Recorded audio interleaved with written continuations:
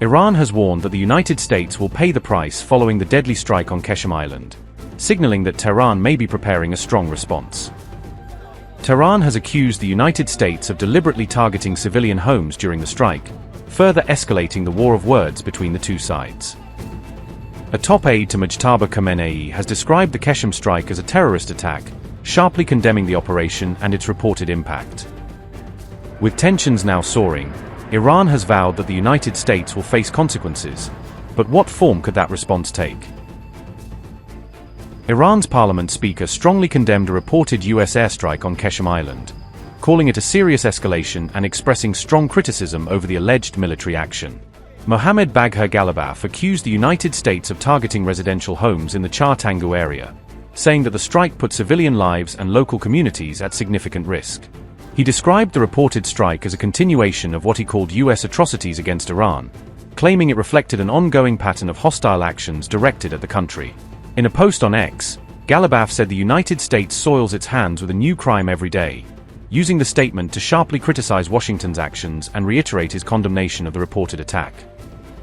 In his post, Iran's parliament speaker said, and I quote, "The United States soils its hands with a new crime every day. The terrorist attack on the residential homes of civilians on Qeshm Island is a continuation of the atrocities in Minab and Lamad. Americans have grown accustomed to making up for the slaps they receive on the battlefield by spilling the blood of the innocent.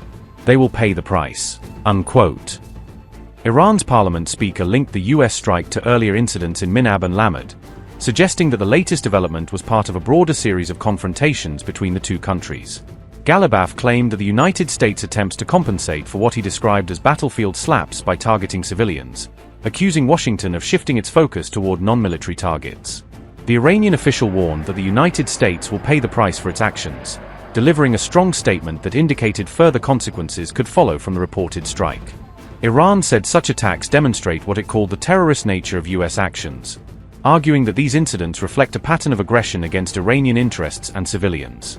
Ghalibaf said Iran's armed forces continue to target military objectives and US bases, maintaining that their operations are focused on strategic locations rather than civilian areas.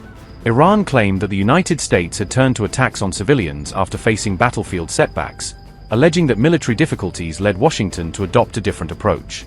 The exchange of accusations comes amid continued high tensions between Washington, D.C. and Tehran, with both sides trading sharp statements as regional conflicts and security concerns remain unresolved.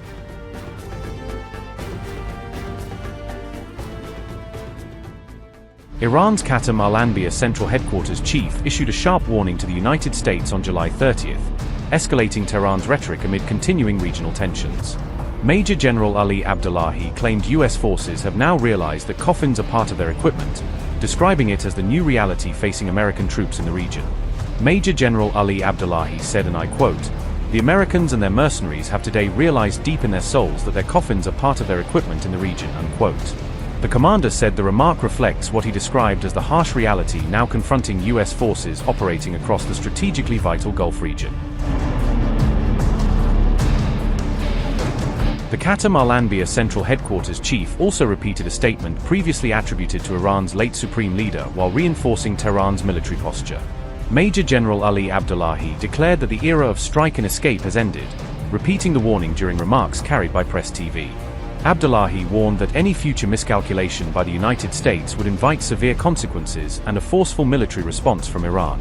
The commander claimed Iranian forces inflicted heavy losses on their enemies despite facing technologically superior weapons and advanced military capabilities. Abdullahi also claimed that modern military technology and hybrid warfare tactics ultimately failed to weaken or overcome Iran's defensive and combat capabilities.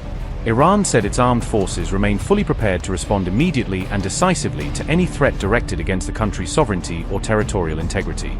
Abdullahi claimed that any hostile action against Iran would be answered with what he described as a decisive and regret-inducing response. The general also claimed the United States and its allies have been forced to reassess the true cost of initiating any new military confrontation with Iran. He further described the continued US military presence across the region as illegal, according to remarks carried by Press TV.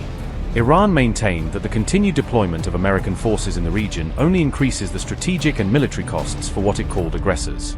Tehran also warned that US military bases and deployed forces would remain vulnerable in the event of any future regional conflict.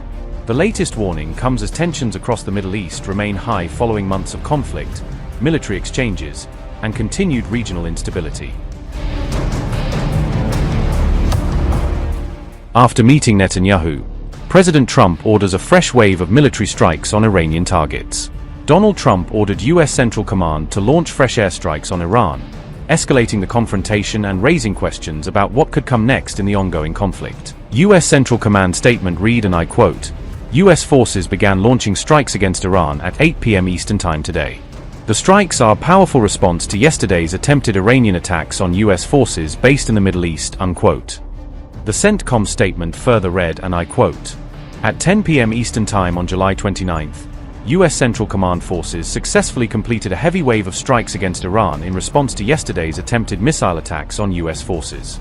CENTCOM assets struck dozens of Islamic Revolutionary Guard Corps targets in Iran, including military command centers, missile and drone facilities, coastal surveillance and defense sites, and maritime capabilities.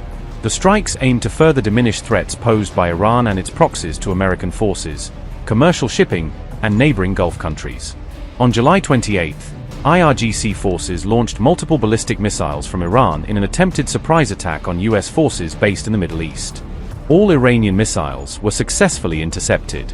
More than 50,000 U.S. service members are currently deployed to the Middle East and remain highly vigilant, focused, lethal, and ready. Unquote.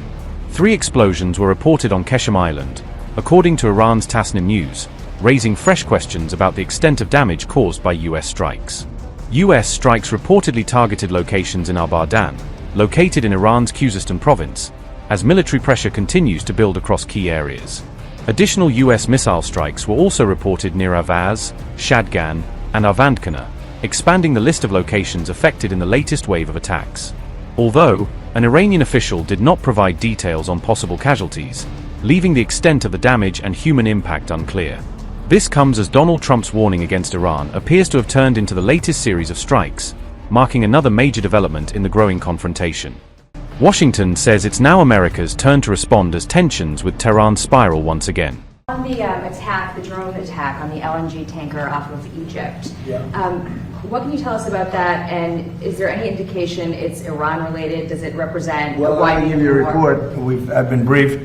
It's a little more of the same, but it's going to be straightening out. It's going to be straightening out.